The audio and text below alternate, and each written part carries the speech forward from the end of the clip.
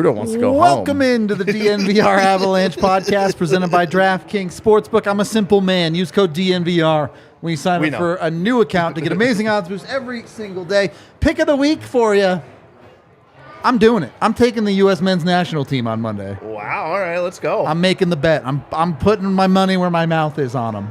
Just get over to DraftKings. You can bet on the World Cup. You can bet on the Avalanche. You can bet on whatever this Colorado football game is. I'd bet against the Buffalo, to be fair. I was going to say, I'm sure this is going to go great. It's, what are they, 1-9 versus 8-1 or whatever?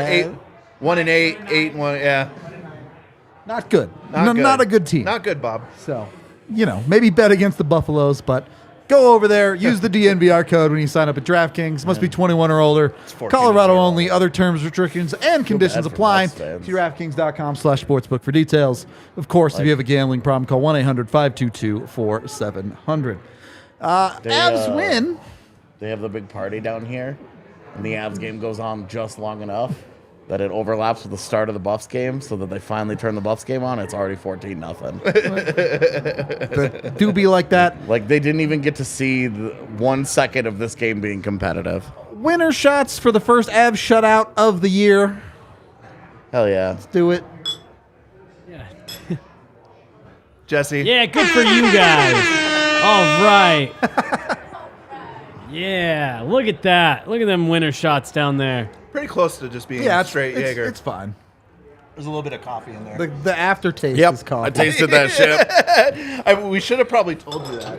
I was saying, if you would Not my favorite, man. if you would have handed me one of those without telling me, I would have just spit it out all over It's you. not my favorite. They didn't have any normal Jaeger. They only had like cold brew Jaeger. The fact that that's what you guys just default to blows my mind. Jaeger? We all the three of us like Jaeger. So. Yeah, that's right. That's what blows my mind. Hockey, Jesse? Dude, I still have taste buds on my tongue. How do you play hockey and not drink Jaeger?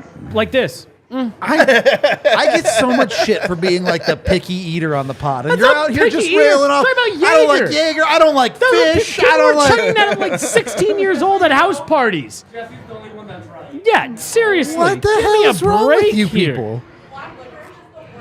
I actually hate black Yeah. licorice. Yeah, same. I but can't Jaeger stand is black great. licorice, but like, Jaeger's the shit. Jesse has the right. Yeah, you guys are disgusting. Jaeger with a shot of coffee in it. It's Killed 3 me. to 3. Yeah, that was not No my one's favorite, right. man. Yeah. It's not. No. all right. I would have No one's right. Spit that You out. motherfuckers and ever jumped give me off this cold brew Jaeger again, I'm going to throw a glass at you. Give me the 60-second rundown. Let's go. I already got it. It's dibs. You got it? Yep. Okay, take it. Have we started? Is it started yet? Are we sure? Is it started now? No, I'm just kidding. Not a very good first period again. Getting dominated in possession, and I started to feel like maybe my 2 days old preemptive blowout prediction was not so good. And then kind of a freebie 5-on-3 at the end of the first period that the Avs convert. I mean, you talk, hey, you've got to convert, you got to do this, whatever.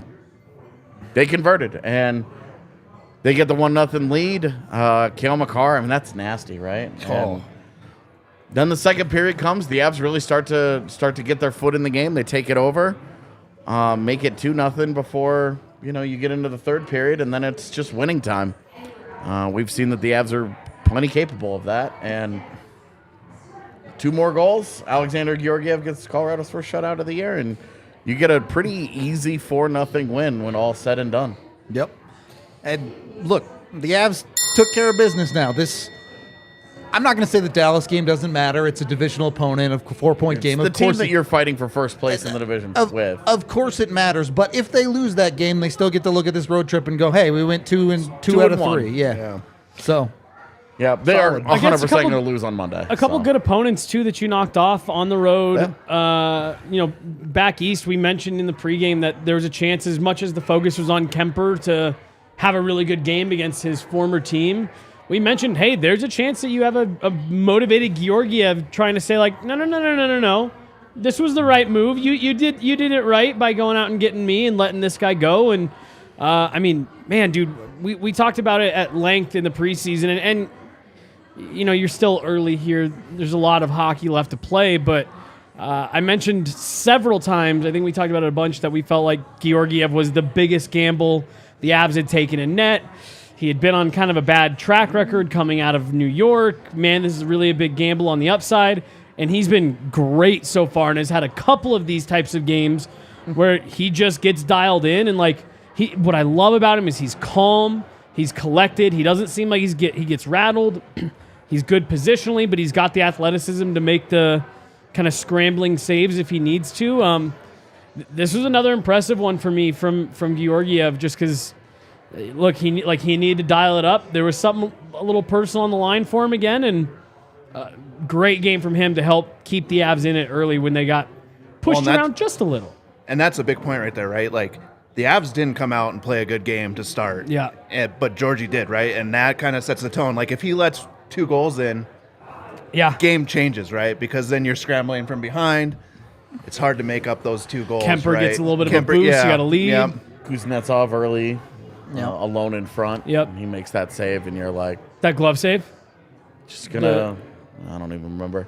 He had There were one, 2 he pretty had early in the game. one that- on Kuznetsov that he Yeah. just snagged it. The one, the one face-off that comes back to the point. Yep. And then he Yes. gets another Carlson, stick yep. check with Ovi for the rebound. You know, those to me those were the two sequences in the first period that if he doesn't make those saves and the game turns on its ear, you know, obviously it's way different.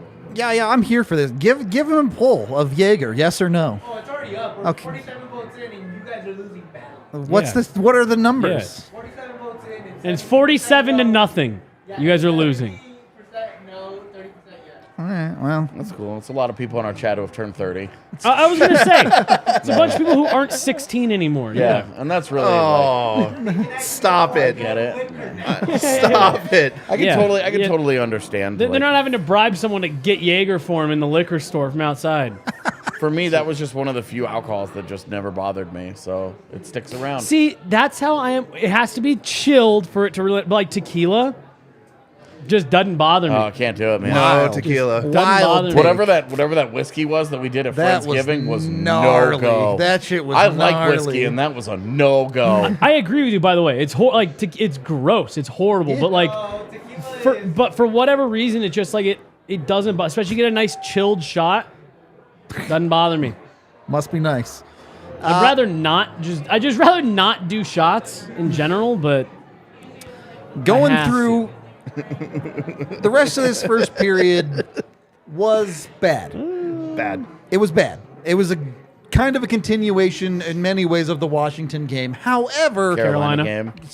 Goddamn. Yeah, it's the continuation of the game. It is why he wants is to go sleep. confirmed. I do think the shot totals are a touch deceiving, just because the Avs had a number of decent chances where they just missed the net in that period, particularly on that first power play. Yeah. But I had a hard time getting shots through there for a minute too. Agreed. Scoring chances were not great. Yeah, I'm not saying it was good. All it just of that, wasn't all of total that disaster. heavily in favor of Washington in the first period. Yep. Heavily in favor of Colorado periods 2 and 3. Yeah, and you love to see the Avs be able to turn it around, right?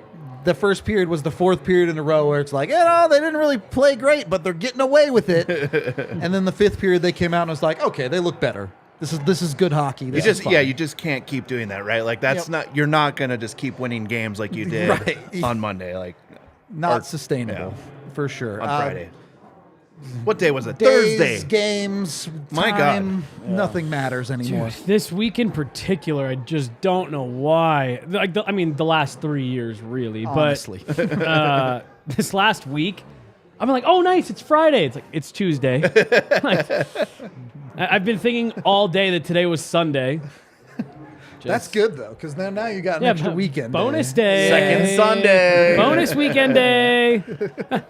I have to go to the Bronco game tomorrow, though, so I got to go through 3 hours of torture. That's the yeah. Sunday Have to. scaries right You're there. gonna watch That's your the Have joke. to. That's a joke. 3 hours of your eyes just bleeding. Yeah. This is so fun. If you go to the DNVR tailgate, you can get blasted. Yeah. Well, Jesse, it should be fun for you. I mean, I saw your piece on Twitter about at the start of the season about the Broncos. Oh, yeah. I'm still waiting for all those it's been one game people to come back around and apologize.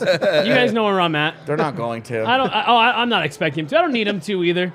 Avs, I don't want to say got a gift at the end of this game, first period. but they get 2 penalty calls because of the order they happened in. A soft-ish trip happens first, and then a blatant one happens on the that power was leg play. on leg. That's gonna get called. I was gonna say I thought both of those were. I mean, if they had It been, sucks. if they, what he's saying though is if they'd been reversed. If the you go other leg on one- leg when the Avs are already 5-on-4, yeah, they wouldn't they're have not called calling that. it. Especially at their own blue line, like they would not have called that. But Was there a change of possession on that play? the stick getting I'd have to watch it again. literally into the guy's skate. And Yeah, that one's Going in. automatic. That's- that's a pretty easy trip. That's bad luck, but yeah, it happens. It's a tough one. So they get on the I like the 5-on-3. cadre of Caps fans sitting behind us during the watch along, and she's like, "That was unintentional." nah. That Doesn't matter. the 5-on-3 Sorry. executes perfectly, fixes what they did wrong in the other one, which is Cale McCarr shooting the puck into an open net. Yeah, which is Cale McCarr beats a goalie. Yeah. Instead of shoots it into the guy's nuts. Yep. That was a snipe, and it was hard. Yeah. I mean, And it looked thing was a casual, too. bomb. Yeah. Yeah. That like That's the one where I'm like, could we just make this a permanent change? MacKinnon up high and Cale down low. Well, see, Miko I- on I the mean, other wing. Miko, Yeah. Miko and Kale down there, that's deadly because you can't be like, oh, they're going to favor this guy. It's Yeah. going to be like, who's open? I love the way that Cale and Nate switch and actually how they kind of use that, where I like they that too. Yeah. they really almost kind of like work their own little 2-on-1, and then you have Miko on the other side. Like that trio up high is, I mean, that has to be one of the most dangerous power play units in the league. It's probably why it's ranked first, right? Yeah, probably Because helps. those guys have just been absolutely locked in on the power play to start the year. I mean, and I guess I'm more It of- started from a hot streak. You're now going on a month where right. they've scored in way more they're games than they still haven't. way over 30%. Yeah. Well, and the zone They're entries probably this over year. 40. After Last I tonight- saw they were at 38, but yeah, after tonight maybe. Yeah, tonight they go what 1 for 2, 1 for 3. It's going to end up being 1 for 3, so So I guess it'll come gonna stay down. below. Yeah. Wow, 1 for 3 and it drops. Yeah. My goodness. No, it's just not. And for me, really, it's not even like when things are going well. Just the shooting threat from those three players. I mean, like those are three of the league's like elite premier shooters. What? Do you not agree? No. Oh, Got the one Washington Husky yeah. fan downstairs. I was like, man, of all sorry, things sorry, that I could say on this pod that I have said, So I didn't- Washington just scored a touchdown, and that's why that guy. Dude, that or he's got money on him. Whatever. Sorry. Did not mean you're to good. derail. No, but you know, those are just like, who do you cover there? You Yeah. know what I mean? Like, Yeah. who are you trying to take away?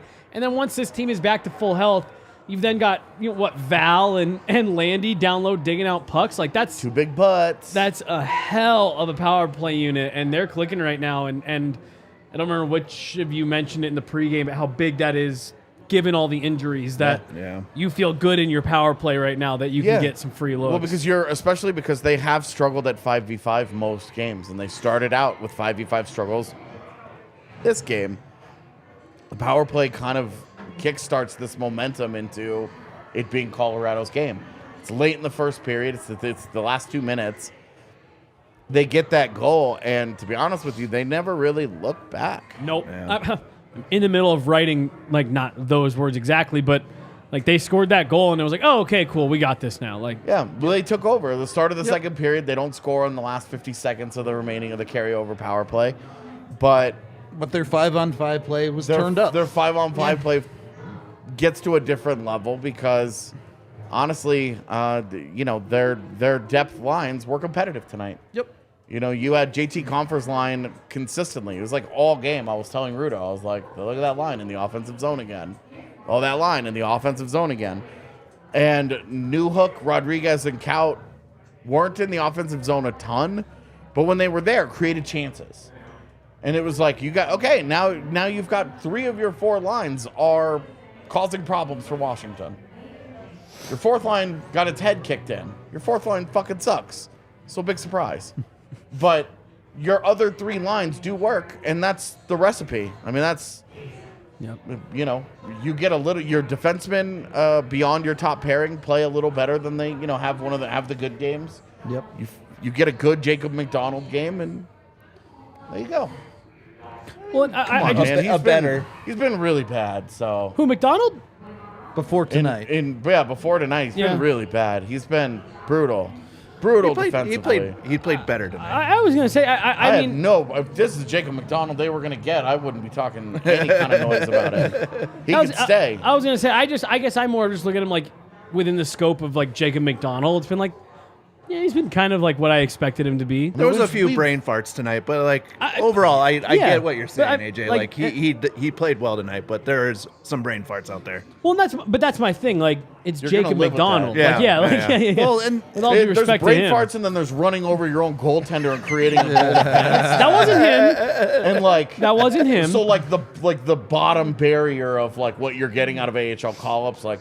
It was a good reminder of how bad it can be. But even like Andreas Englund goes right back to he's fine against St. Louis. Yep. Obviously, Carolina was a game that he's not going to be putting on his career highlight reel. And then again, fine tonight. Yep. Andreas Englund, I've been shockingly he's fine. And this is what happens when you get your depth to be competitive like that. All they have to do is not lose the game for you, and it takes Nathan MacKinnon one play. And he now has Nick Aube-Kubel's ankles in his trophy room. Yeah. That was the magician shot, too. Yeah, right. Well, that's the shot. Where's the puck? Yeah. It's in the back of the net. He tries to make that shot 5 times a night. And it was nice to see it actually go in for once. It's like that. It's time he starts scoring that goal. The like backhand, forehand, like chip shot almost. Yeah. He tries that all the time. That's why he's over there all the time. Is because that wrist shot has gone in. Most of his career goals are that, and it's time this season it started going in. Yep. He's due. Yeah, and that's like his 5th goal of the year, like 4th or 5th. Yeah. Yeah. And I know it's definitely not his 4th. So 5th then. Because I tweeted out about how he had 3 goals through however many games, and he scored the next game, and I was like, all right, I won't have to look at this anymore. Done. And look, that is, we say it all the time, where the Avs separate from a lot of these teams. Their high-end talent is just better than everyone else's high-end talent. And so your other teams are just trying to survive that line. And Washington, in that one play, did not survive. It was his 5th. So, Nathan MacKinnon. Wow. He took away all the assists on the Lehkonen goal. Really? How? Because Ovi was the one that swept it across, so they said he had full possession. Oof. Which I didn't think he did either. Yeah, I didn't either. I thought he was just slapping at it. Yeah. That's okay. Whatever. Anyway. Either way, it really goes to show how important stars are in this league. I get it. It's not like basketball. You can't win a championship in the NHL with 3 dudes. Sure. But they can take you a long way. Oh, yeah. Well, no, but I mean, get you through a regular season. Nashville proved that last year. Yep. Right. And one great line and a defenseman and a goaltender can get you to a postseason. I mean, you don't need anybody else. What have we talked about with Carolina so much in the last 6 months when they get bounced by the Rangers, a series they never should have lost?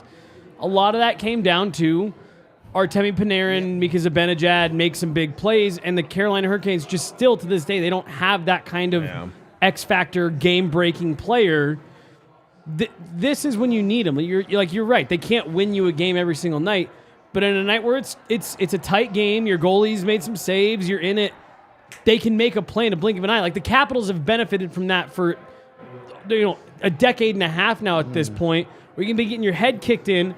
Alex Ovechkin on back-to-back shifts, just in the blink of an eye, buries 2 goals, and the game completely changes. Well, and that's what's different about this year's Caps team is that there's no Oshie, there's no Backstrom. Yeah. Even defensively, there's no Orlov. Like so much of the foundation of what has made the Caps so good over the last 15 years is on the shelf. Like, we got to see 2 beat-up teams tonight kind of go at it, and it was nice to see that the Avs beat-up guys are better than somebody else's beat-up guys. You take it wherever you can get it. We are brought to you by Breckenridge Brewery, the official beer of DNVR. You can get it down here at the bar with 8 different kinds on tap, or at your local liquor store. Use the Breck Beer Locator online at BreckenridgeBrewery.com. That's BreckBrew.com. Check it out today. They have a bunch of amazing merch over there, too. Highly recommend. You can come down to the Broncos tailgate tomorrow where you can drink some Breck brews at that thing.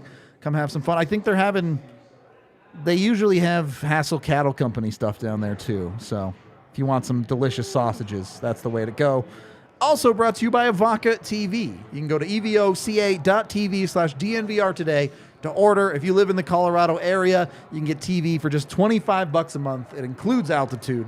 It's got AT&T Sportsnet. It's got the national channels. Got you completely covered for your sports watching coverage. It plugs right into your TV.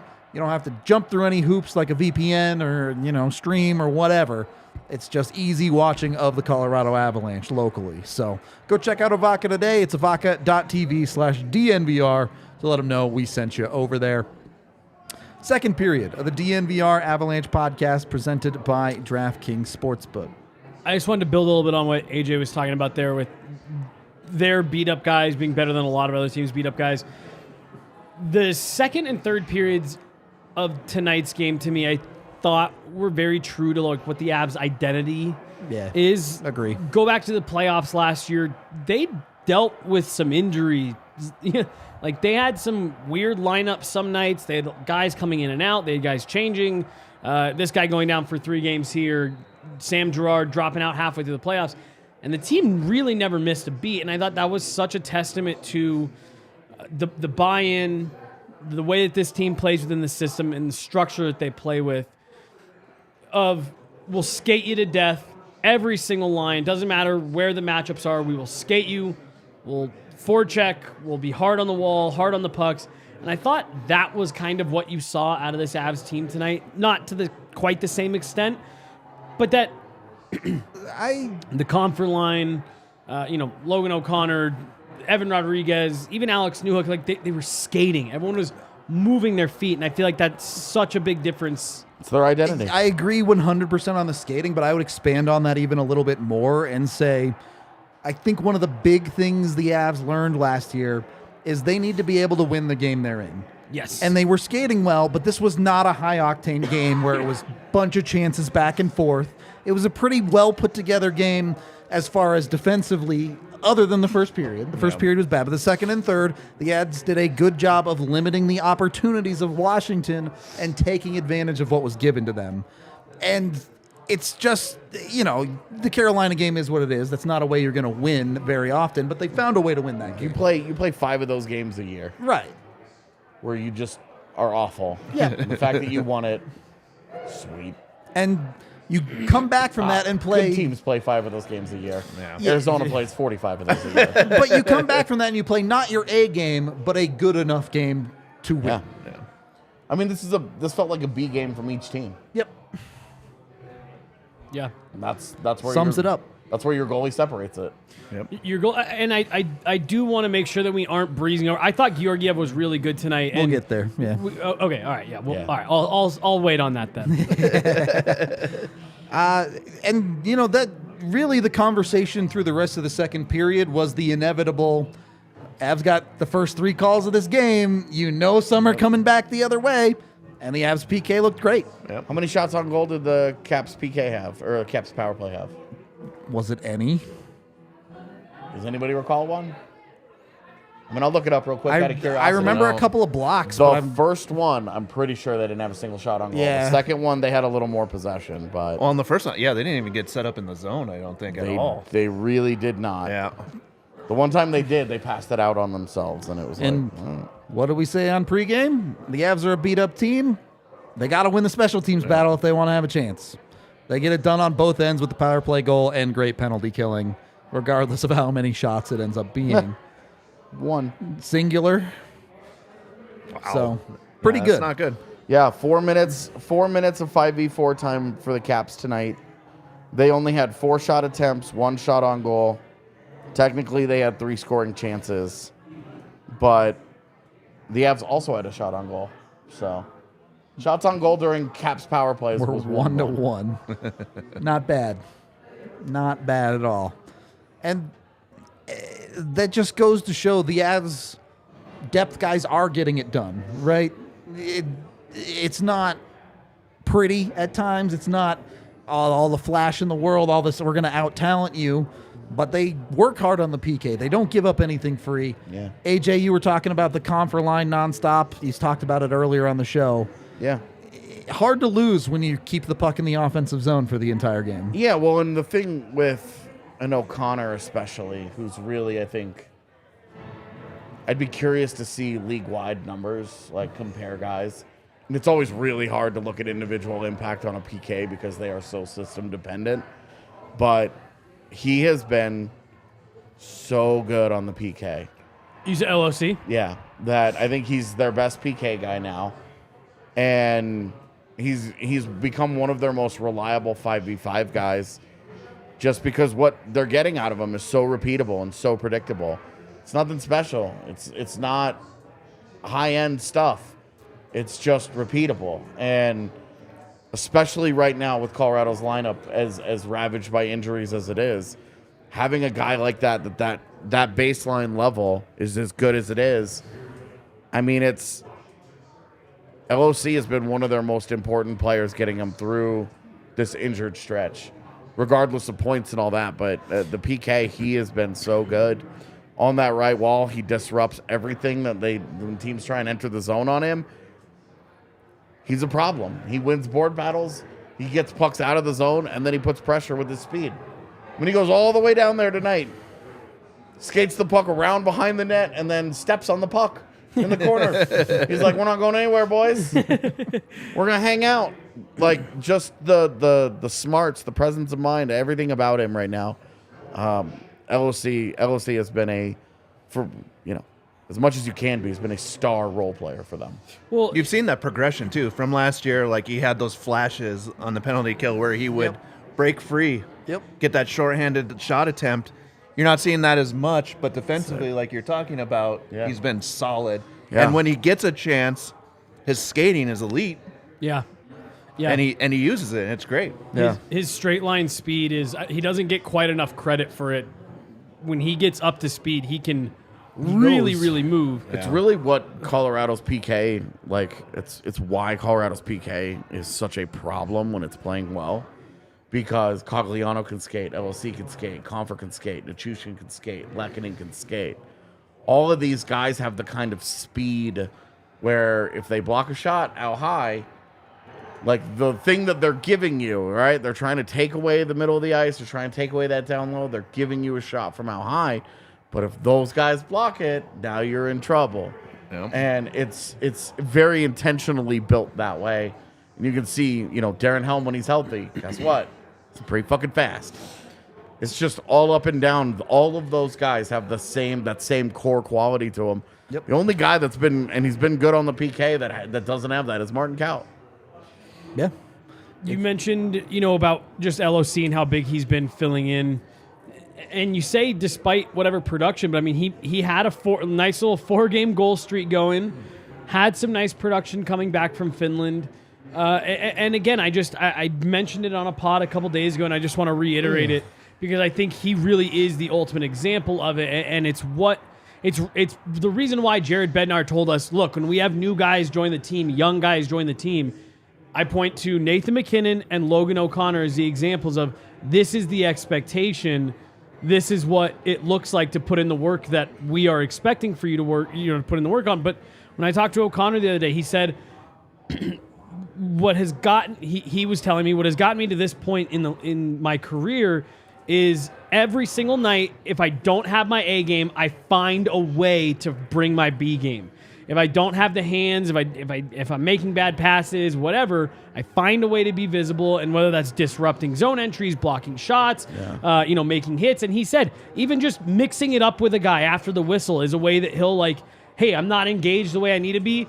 I'm going to go get in someone's face to get me into this game a bit and get me to have an impact. And he said that can kind of be a springboard. And I think especially this last month has been... It's great when you're a role player and you can get away with, I talked some shit in a scrum. Yeah. And that guy punched me in the face, and our team loved that. Well, dude, I mean, we've talked about it with him before. Like, how do you possibly get yourself up to be Logan O'Connor every single night with just the way he plays? And I don't know, maybe sometimes you just need to get punched in the face to, have that Sometimes Crazy there's fucking there's edge. guys out there Get that you love going it. a little Yeah, bit. yeah. Or like sometimes you need to go and recite a guy's girlfriend's phone number to Yeah, him. yeah, and be like, yeah. I got that shit. Yeah. Of And course, in this day and age, you probably wouldn't know it. Like, what are those I have a numbers number he saying- told me? Hold on, let me look this up real Is fast. this your bank account? What are you doing? yeah. No, but he That's just when you he, say the Instagram handle to him. That's the, he really has just he's been really good. He's been really key, and I think he is just kind of a great microcosm of the identity that this team plays with when it's going. Of our legs are moving and we make it hell to play against us, even if we're not putting you 3 rows into the bleachers. We're hell to play against. That's what that line did so well tonight. The Confer, Cogliano, LLC, they weren't creating much in the way of offense, but they were in the offensive zone. They were cycling. They're making these guys play defense.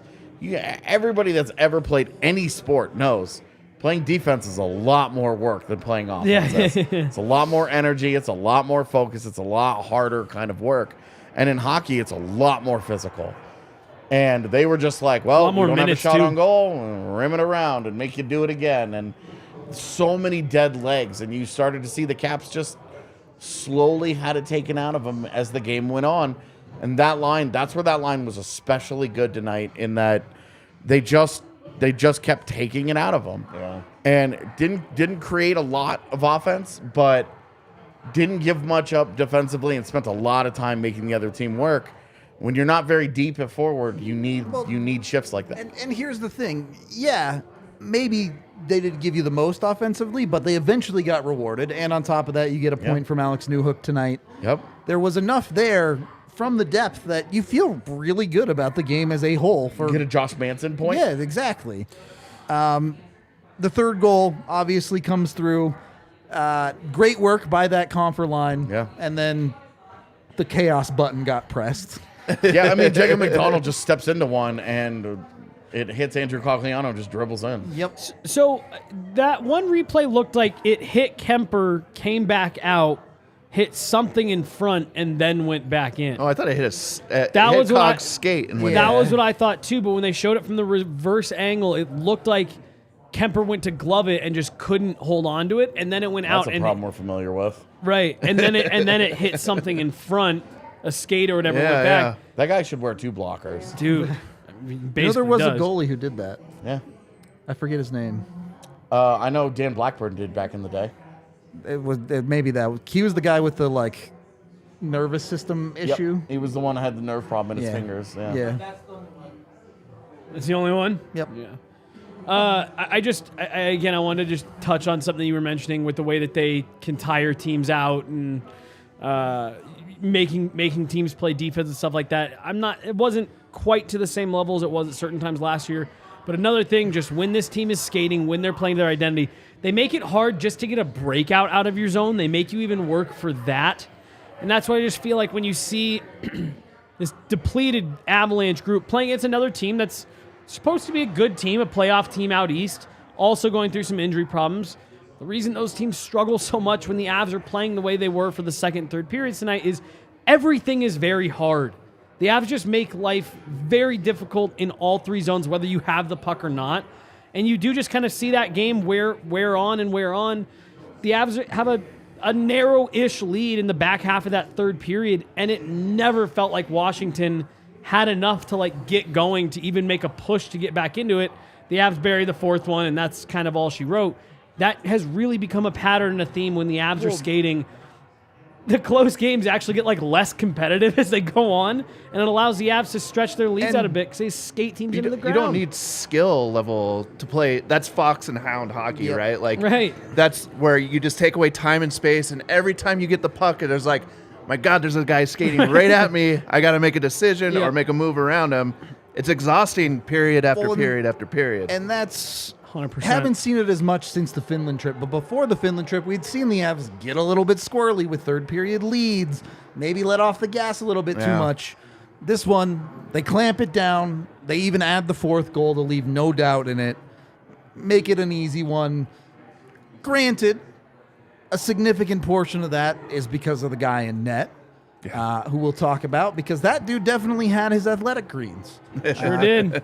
Start your day with just one scoop of it in your cup of water. You can get it at athleticgreens.com/avalanche today. It's got 75 different vitamins, minerals, a bunch of probiotics, a bunch of adaptogens that helps boost your immune system. A lot of athletes use it as a pre-workout routine thing. So it's really great for you. It helps you in a lot of ways that I'm too dumb to understand because people say like words like adaptogens at me and I'm like, it does good things in my body. Cool. Got it. I feel good. Thank you. I love adaptogens. Oh yeah? You about to bust on adaptogens and what they do for you? Yeah. That is, I'm going to lose No Nut November over adaptogens. Right. You caught me. See, the secret is you just do nonstop Nut November instead. What is happening? What is happening? Go to athleticgreens.com/avalanche today. Order. It's like that sign. Take control of your health. It really helps, especially with flu season be going on as we speak. So God. go ahead and check it out. That's like what someone says when they're witnessing a car crash, Jesse. Well, that's essentially what just happened. It was a bad snap out of the back of the end zone. You watched the Bucks this Fair. year? Fair. Once you get your athletic greens, if you're going to lose No Nut November, it should probably be to our king of the game tonight. Get this dude over here screaming about No Nut November. I said, oh my God, and he stopped the whole show. Alexandar Georgiev gets it done with the first shutout of the season and looked genuinely great, too. This wasn't a freebie by any stretch on his part. Made some great saves in the first, made some critical saves in the third to keep it a 2-0 game. It's hard to really find many faults. He's been everything the Avs have hoped he would be so far this season. Yeah, I was a little iffy on 2/3 going for him. 2/3 and a fifth. We cool. I thought you meant 2/3. I was like, you were nervous about 2/3 of what? Like, I say this every time he plays, but it's like so awesome watching him play. I think you hit on it a little bit earlier. It's just this calmness back there that you didn't see last year. Kemper's style is like just mayhem. Yeah, it's crazy. Yeah. Like he needs a lot of shots at him. Obviously in Arizona, you saw it a lot too, where he just had a large workload. But Georgie back there is just calm. He's always in front of the puck, square to the puck. Just makes everything look nice, easy. Yeah.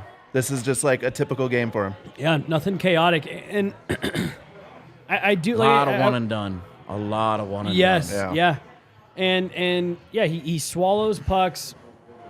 And I was gonna say earlier, like I want to make sure we don't skim over him, and we can lump Francouz into this too, because he's giving the Avs a couple really quality starts here in the last couple weeks. We talked so much at the beginning of the season that part of the reason why the Avs made the decision they did in net is because they have taken a step back and assessed and said, we don't need elite goaltending. We need someone who's good enough to play behind elite team defense. And they found themselves early in this season in a situation where you need some support in net. You've gotten yourself, I don't want to say you've gotten yourself. You've had some bad luck. A couple surgeries didn't go the way you thought they would. You thought you were going to have guys ready. They weren't. You've had a couple other guys end up with some injuries. And suddenly you found yourself in this situation where you need everyone to be very good every night to get a win.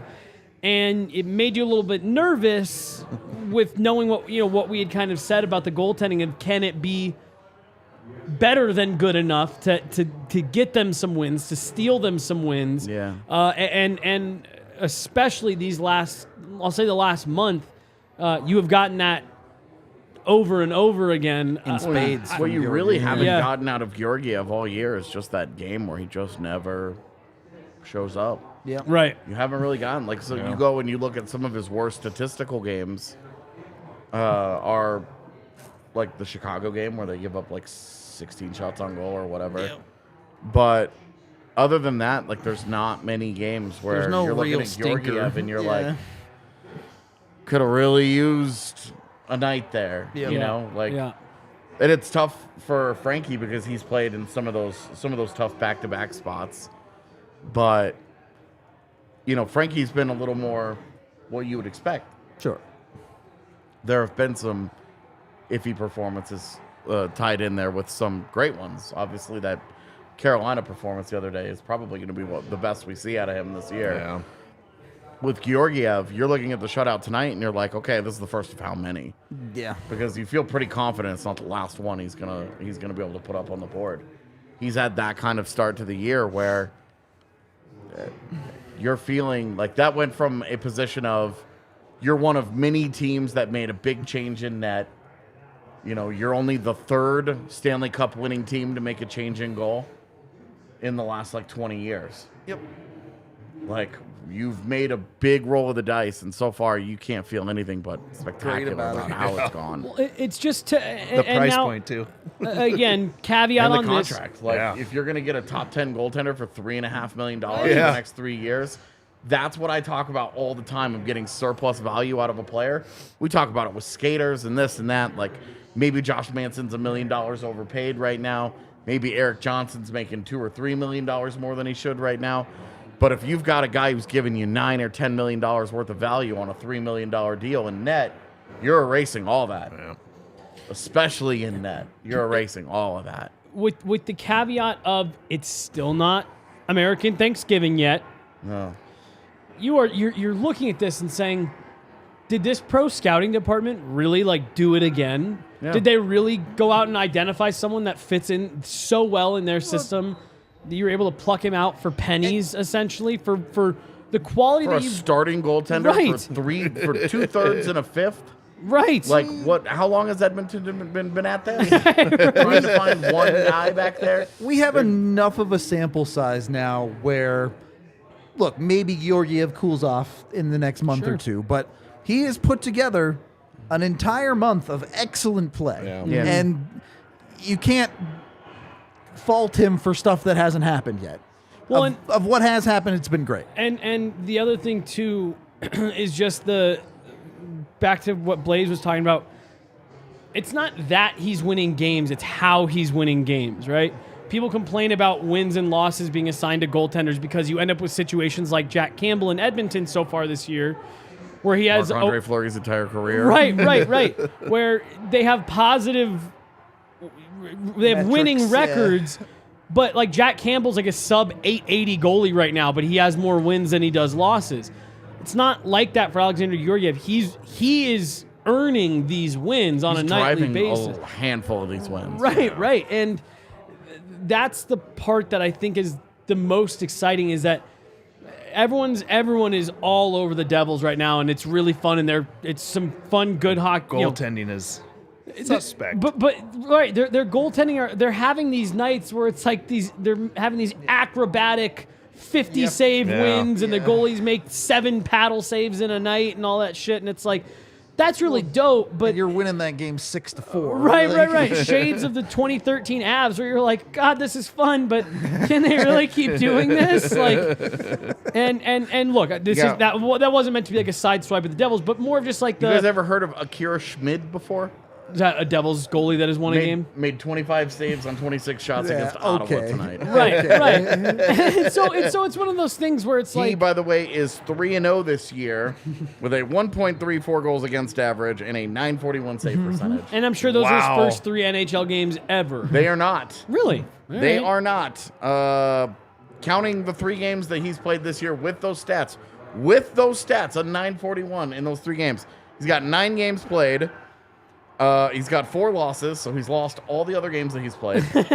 He has a 357 That math goals doesn't add against up. average and an 867 save Oh percentage. my God. Right. So I'm really just making Jesse's point here.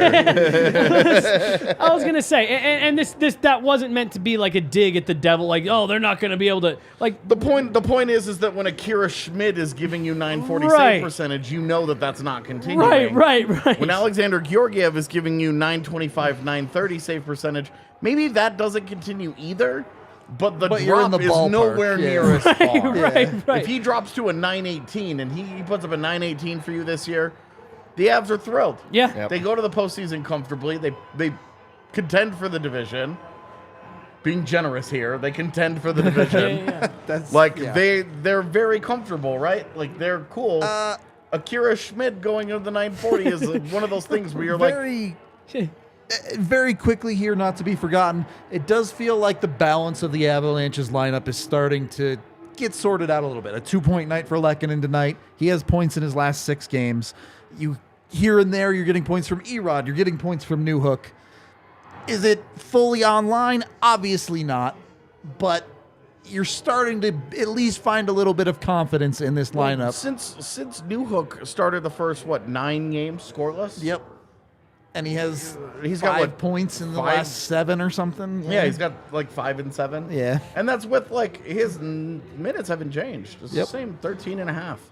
His time on ice has been remarkably consistent last year and this year.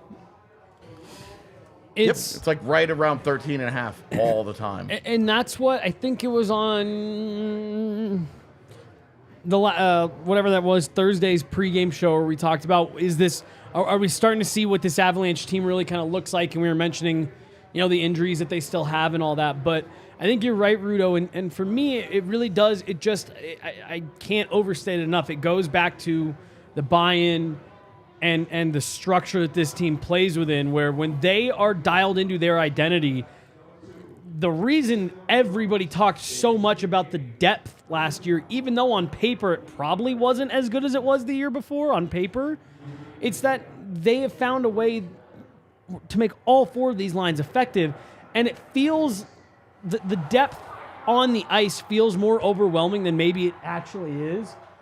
Remember when we said car crash a minute ago? So bad, dude. It's brutal. It's brutal. They just got.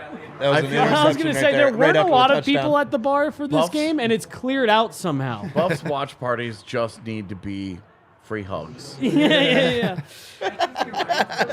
We need to get some emotional support animals down here. Straight for up. some sad adults to pet some cute dogs. Yeah, we're gonna have to get like the little Denver pet Rescue farm down Mission there. to be part of It's Buffs Buffalo watch Watch parties. Party yeah. night. Puppies and pets. There will be trained animals on site. Yeah, future emotional support animals. You need to talk to somebody.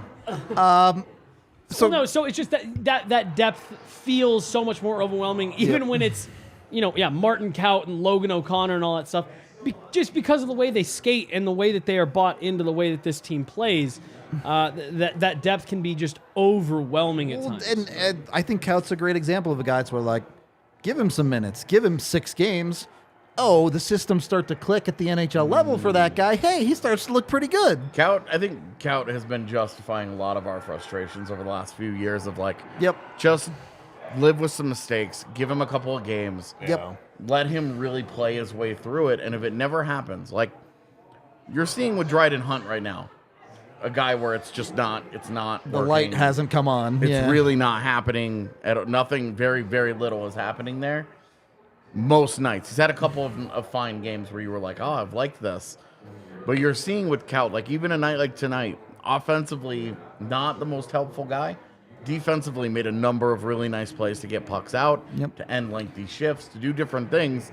And then his line mates, Newhook, defensively, not a great night, but offensively very involved. Yep. Could have had multiple points. Rodriguez with the playmaking finds Newhook on multiple occasions to create scoring chances. You're seeing those guys start to figure out part of their game together. Yep. And I think watching them as Colorado's true third line right now, you're seeing them start to get it together. Yep. It has to continue, of course. It has to continue. Naturally. But I'm going to play just a little bit of devil's advocate in terms of Martin Kaut, and it's all ultimately a good thing. To me, I think he's a fun example of, we talk so much about the Avs need to be able to develop guys within their own system and not these super obvious high-end guys. What I think for me has always held Martin Kaut back was finding a way to be effective. Hey, you don't have your offensive game tonight. Can you go be effective on the defensive side of the puck? Can you make plays in your own end?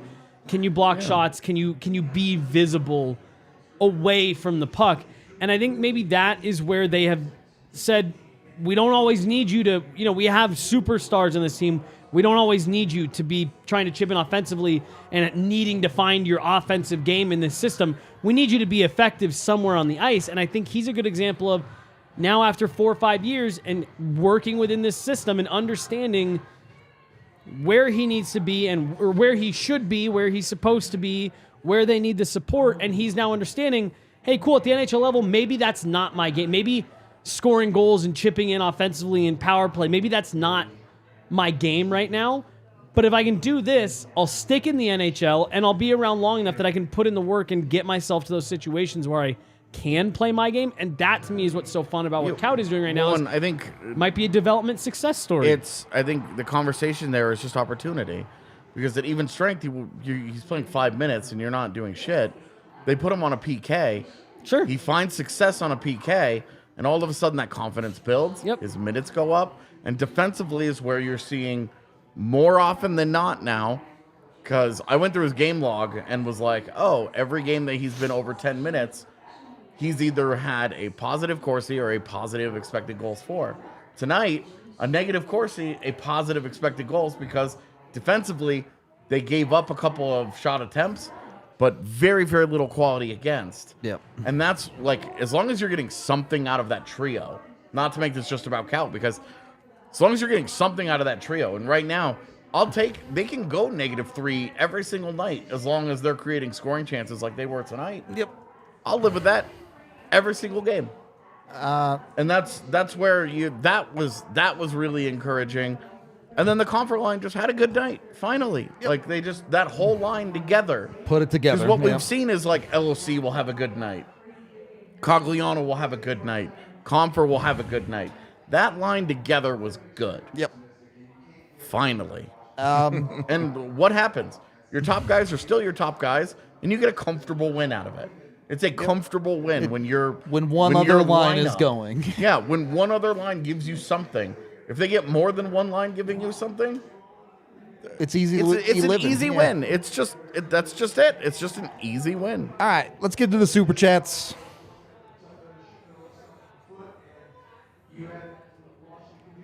The amazing Drew with another $50. He's actually insane. Took AJ's blowout prediction pregame. Avs to win by 3.5 at +825. Ridiculous. Wow. Got to give some back when you're that right. Also, can we get some more Makar from Ovi's spot, please? Great. Yep, that would be nice. $10 from Josh. How important was defensively for Georgiev here tonight? I don't Made his job understand easier. the question, but The defense made his job easier. yep, there were a couple of errors here and there, but it wasn't consistent, egregious, oh God moments, right? They've officially changed the third goal to Andrew Cogliano Yeah, I know. from Jacob MacDonald It's and JT. been that for a while. All right, well, you know what? Eat shit. I don't know. Do you for like like the 2 taste of hours. that? Or let's You raised your hand and you were wrong. No, I wasn't. Oh, you I were was right. just a little late. I was correct. The DNVR Discord is Yet posting tardy. turtles like crazy right now. Breaking news. It is 2022. Yeah. Thanks, dude. Slowpoke memes up in here. $5 from Cody saying, nice hate it win. here. Love what we're seeing from Georgiev. Off topic, thoughts on report from The Athletic today mentioning the Avs inquiring on Ryan McDonough. It doesn't really matter. Again, like, I know everyone loves this, and it's always fun to roster bait. It's really hard to see the Avs making a significant move for someone of the value of a Ryan McDonough. Certainly They before don't the have the money. deadline. Well, It was the over the money. summer. I was gonna Yeah. say, and I think the report was that they had inquired about him before he was dealt to. Yeah, and that's before they make the Josh Manson deal. Yep. Look, Ryan McDonough's better than Josh Manson, so that would have been a good deal. Yeah. I mean, depending on what they would have wanted, Yeah, right? sure. But they didn't give up very much. I mean, Willie Myers, like, I don't And know, then man. $10 from Broker saying best goalie performance for the Avs this year, Georgiev versus Rangers or Frankie versus Canes. Can tonight be it? No, I mean Frankie versus Canes. That Georgiev Rangers game was pretty dope from Georgiev. Yeah, I think I'd go with the Georgiev game. Really? If I had to I pick mean, one. Frankie kind of stole that game on Thursday. Kind of. I mean, Well, Georgiev made 40-something saves in the Rangers That's game. true. That was And was dope in the shootout. Yeah. Like, Also got through overtime. And yeah. You know what that's like in Colorado. Either's a great answer. No, be a tie. Yeah, no complaints either way you go with that Yeah, one. that's one of those. There's no wrong answer. Yeah. All right, final thoughts on this game? Crickets. Hopefully they just pick up where they left off. Don't start over. Yep. It's, again, if the Avs are more than just getting through it with their current lineup, you're happy with it. Yeah, I think the Stars are going to win tonight, and so they'll be 3 points ahead going into Monday night. But Avs have like 2 games in hand, I think. Yeah, so. it's a game or two, yeah. But it's like they're fine. Like Yeah, you're chilling. You're what you don't want is to be 10, 12 points Right, behind. That's right. real tough to come back from. Yep. And hey, the way that you do it, you just find ways to win hockey games. You're winning 2 out of every 3 with this lineup. Man. You're just fine. It's got to be frustrating to watch as like a team like Winnipeg, which is right there, but they're like, Can't shake. come on, Horribly That's- injured that- Avs team. all Yeah. these guys are hurt. Like not, obviously Nick Ehlers is a big injury for the Yeah. Jets, and him being out for the next 12 weeks is a big loss. But like, it's not the same. It's one guy here. That was, I thought, such a funny, not underrated, but like we didn't really talk about it. I didn't hear a lot of people on Twitter talking about it. Down the stretch last year, we had all kind of shifted to the autopilot because the Avs were so far out ahead of the division. Yeah. Yep. They'd been winning by so much on most nights that I don't think we fully appreciated. There was, looking back, like hilarious stretch where St. Louis and Minnesota each won like 15 straight games or like 13 out of 15 and made up like 1 point on the Avs because the Avs There was literally a stretch where Minnesota had gotten a point out of like 17 to 20 games and lost ground. They went, Yeah, Minnesota was so- 11-1-1 at one point and had made up 1 point. Yeah, on the and Avs. it was it's just, like, it was what? so funny because I can't even imagine how frustrating that was, like for the Wild themselves and then for their fans. Like, oh, we've been playing so well, we're gonna catch the Avs. And, like, look at the thing, like, what? We're 3 points further back than we were before. They're used to it. Yeah. May the Thunderdome never die. Yeah, dude. Interesting what's happening over there right now. I'm anxious to talk about it on Monday because It'll be an interesting topic for sure. that's like not to get like too far into the Tyson Joe stuff, but for a team that is in the kind of cap hell that they're in, to just give away a $2 million player, especially it sounds like they may send Marco Rossi down to Iowa. Dude, like I'm just not sure what the decision. I don't understand what head coaches are doing. They don't know what they're doing with Marco Rossi. The Kraken have scratched Five games in a row! like 8 of the last 10. That is one to me. Stars Where, did win. what? The Stars did win.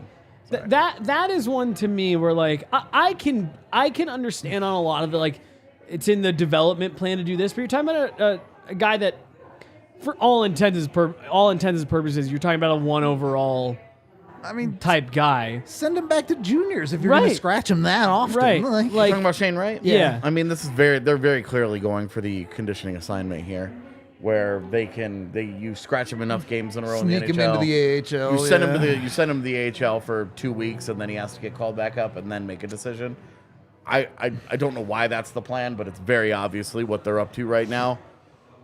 It's a weird Anyway. because you're not getting anything out of Yeah, it. Like you're getting 2 weeks. It's topic for Monday. Topic for Monday for sure. Monday's game day.